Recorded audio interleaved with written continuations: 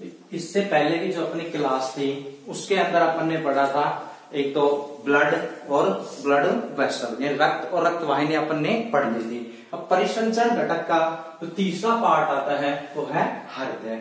आज अपन हृदय की संरचना के बारे में अध्ययन करेंगे। ठीक है, सबसे पहले देखते हैं इसकी बाह्य संरचना।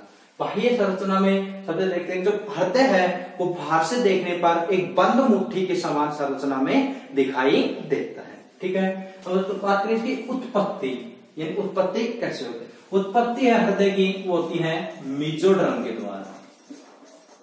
जो जनन स्तर है वो 3 प्रकार के होते हैं, एक्टोड्रम, एंडोड्रम और मेसोड्रम। तो मेसोड्रम जो जनन स्तर है उसके द्वारा जो हृदय है उसका निर्माण होता है। ठीक है, तो उसमें स्थिति यानी कहां पर ये शरीर में स्थित होता है। तो अपने फेफड़े होते हैं 2 लंग्स, या उन दोनों फेफड़ों के अंदर जो दाया फेफड़ा है और बाया फेफड़ा, उन दोनों फेफड़ों के मध्य के अंदर जो जगह होती है, ऐसे होते हैं ये फेफड़े लगभग, तो इन फेफड़ों के मध्य में जो जगह होती है तो इन बाएं फेफड़े की तरफ कुछ, यानी बाएं तरफ है, ये बिल्कुल सेंटर में न होकर के कुछ बाईं ओर है वो हृदय स्थित होता है। ठीक है, तो स्थिति में हम लिख सकते हैं कि जब दोनों फेफड़ों के मध्य कुछ बाईं ओर स्थित होता है। नंबर 3 है वजन। तो हृदय का वजन होता है 300 से 320 ग्राम हृदय का वजन पाया जाता है। हृदय है इसके चारों ओर 2 आवरण पाए जाते हैं। जो बाहर की तरफ जो आवरण होते हैं, आवरण कितने हैं 2, तो बाहर की साइड यानी हृदय के बाहर की साइड वो आवरण है वो कहलाता है एपिकार्डियम। जबकि हृदय की तरफ यानी कि 2 आवरण ऐसे हैं, तो जो बाहर की तरफ वाला हो गया वो तो कहलाया एपिकार्डियम, और जो अंदर की तरफ जो आवरण होता है वो कहलाता है पेरिकार्डियम।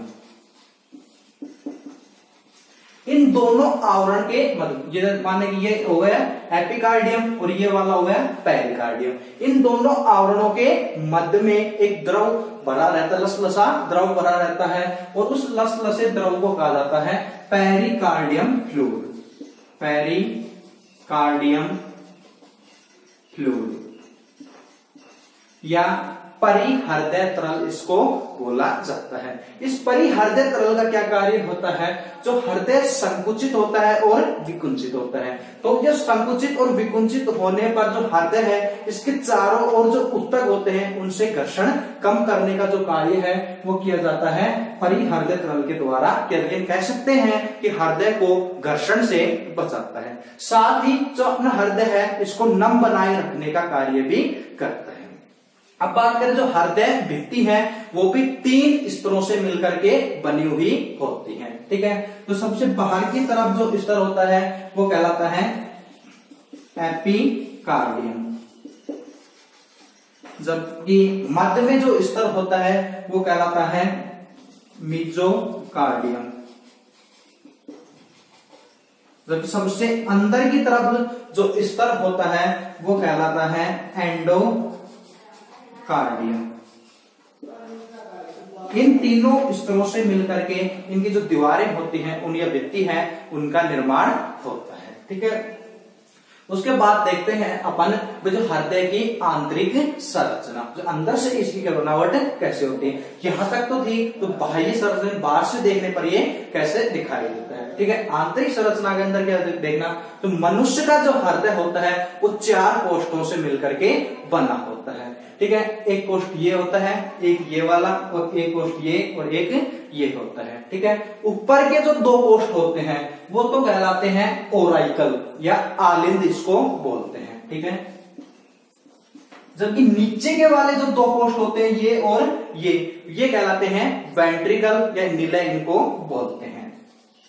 ऊपर वाले आलिंद जबकि नीचे वाले निलय कहते हैं। जबकि दाई साइड की तरफ जो कोष्ठ होता है ऊपर वो कहलाता है राइट ओराइकल या दाया आलिंद कहलाता है। इसी तरह बाएं तरफ जो कोष्ठ होता है वो कहलाता है लेफ्ट ओराइकल या बाया निलय कहलाता है। इसी तरह जैसे कि दाएं आलिंद होता है, बायां आलिंद होता है। दाएं आलिंद के नीचे की तरफ जो निलय होता है वो कहलाता है राइट वेंट्रिकल या दायां निलय। उसी तरह लेफ्ट ओराइकल के नीचे जो निलय होता है वो कहलाता है राइट वेंट्रिकल या दायां निलय, ये कहलाते हैं। ये अपने चार पोस्ट पाए जाते हैं। ये देखना आलिंद और आलिंद के मध्य, यानी राइट आलिंद और लेफ्ट आलिंद के मध्य, इन दोनों के मध्य में एक परत पाई जाती है जो इनको जोड़े रखने का कार्य करती है, वो कहलाता है अंतर आलिंद पट। आलिंद और आलिंद के मध्य है उसको अंतर आलिंद पट। इसी तरह निलय के मध्य में जो परत होती है उसको बोलेंगे अंतर निलय पट, यानी यहाँ पर जो पाई जाती है उसको अंतर निलय पट इसको कहा जाता है। जबकि आलिंद और निलय के मध्य में जो परत पाई जाती है उसको बोलते हैं अंतर आलिंद निलय पट। आलिंद और आलिंद के मध्य हो तो आलिंद अंतर आलिंद पट, निलय निलय के मध्य में हो तो अंतर निलय पट, जबकि आलिंद और निलय के मध्य में हो तो अंतर आलिंद निलय पट इसको कहा जाता है। इसके अलावा जो हृदय है इसमें कुछ कपाट पाए जाते हैं, जो कपाट यानी दरवाजे की तरह वो कार्य करते हैं। ठीक है, एक कपाट होता है राइट आलिंद और राइट निलय के मध्य में, यानी यहां पर ये कपाट स्थित होता है जिसको बोलते हैं ट्राई कस्पिड वाल्व। ये जो ट्राई कस्पिड वाल्व होता है वो दाएं आलिंद और दाएं निलय के मध्य में पाया जाता है। ठीक है, इसके अलावा जो इस साइड यानी कि बाएं तरफ, बायां जो आलिंद है और बाएं निलय है इसके मध्य में भी एक कपाट पाया जाता है, उसको बोलते हैं बाई कस्पिड वाल्व, इसको कहा जाता है। ये तो दो कपाट किन किन के मध्य में हो गए, एक तो राइट ओराइकल और राइट वेंट्रिकल के मध्य में है उसको ट्राइकस्पिड, जबकि बायां जो आलिंद है और बायां निलय है इसके मध्य में है उसको बाइकस्पिड वाल्व कहा जाता है। ठीक है, इसके अलावा कुछ जो अपने इसके अलावा दो वाल्व और पाए जाते हैं। ये दो वाल्व पाए जाते हैं, एक तो है अपना कौन सा राइट वेंट्रिकल दायां निलय, इससे निकलती है पुल्मोनरी आर्टरी या पुल्मोनरी धमनी से निकलती है। तो इस निलय और इस पुल्मोनरी धमनी के मध्य में यानी ये वाला जो कपाट है, यहां पर एक कपाट पाया जाता है, उसको भाई बोलते हैं सेमी ल्यूनर वाल्व या अर्धचंद्राकार वाल्व इसको कहा जाता है। अर्धचंद्राकार कपाट इसको कहा जाता है। जैसे कि राइट वेंट्रिकल और पुल्मोनरी आर्टरी में जो कपाट पाया जाता है उसको क्या बोला था, सेमिल्यूनर वाल्व। सेम उसी तरह लेफ्ट वेंट्रिकल है, इसके और इनसे निकलने वाली जो धमनी है वो है महाधमनी या एरोटा। इसके मध्य में जो वाल्व पाया जाता है यानी कि ये वाला जो वाल्व है यहां पर, इसको बोलते हैं, इसको भी सेमिल्यूनर वाल्व कहा जाता है। क्या है वो? इसको भी सेमिल्यूनर वाल्व कहा जाता है। ठीक है, इसके पश्चात अपन देखते हैं कि भाई जो हृदय के अंदर जो रक्त कैसे आता है।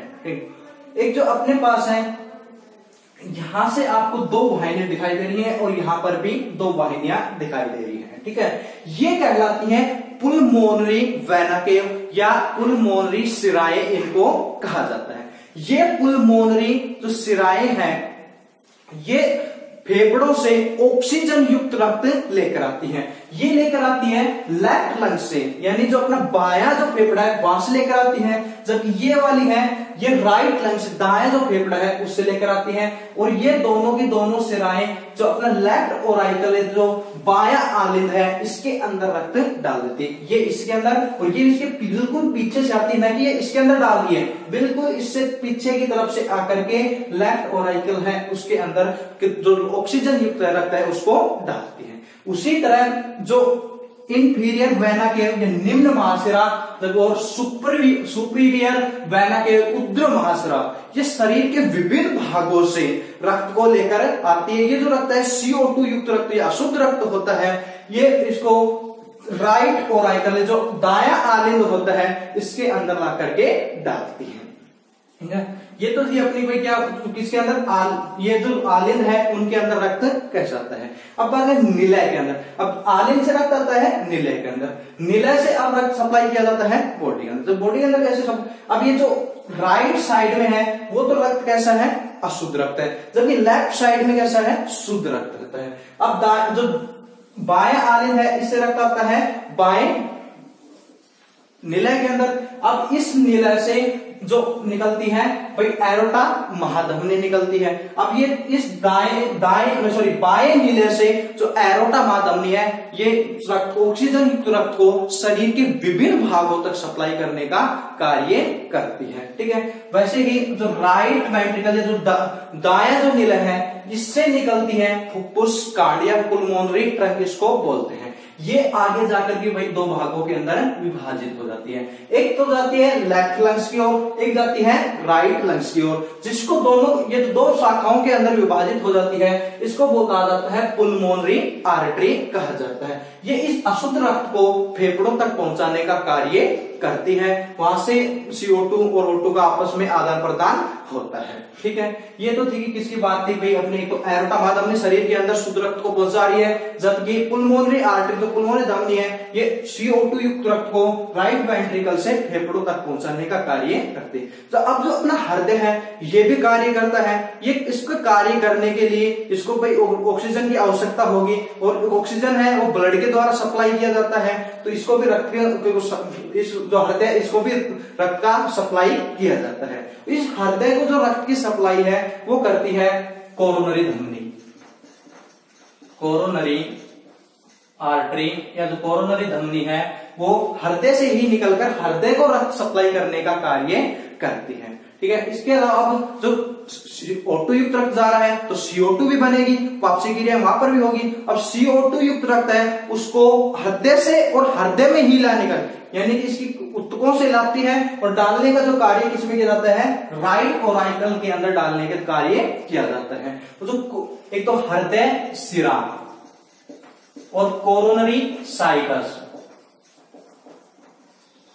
ये अशुद्ध रक्त को लेकर आती हैं और दाएं आलिंद के अंदर डाल देती हैं। शुद्ध रक्त पहुंचाने का कार्य कर रही है कोरोनरी धमनी जो हृदय से हृदय को रक्त सप्लाई कर रही है। अब अशुद्ध रक्त को हृदय सिरा और कोरोनरी साइकस के द्वारा हृदय से ही राइट कोराइकल के अंदर डाला जाता है। ठीक है। ये तो थी अब हृदय की जो आंतरिक संरचना। ठीक है। इतना अपन पढ़ेंगे। कल अपन पढ़ेंगे हृदय की कार्य प्रणाली।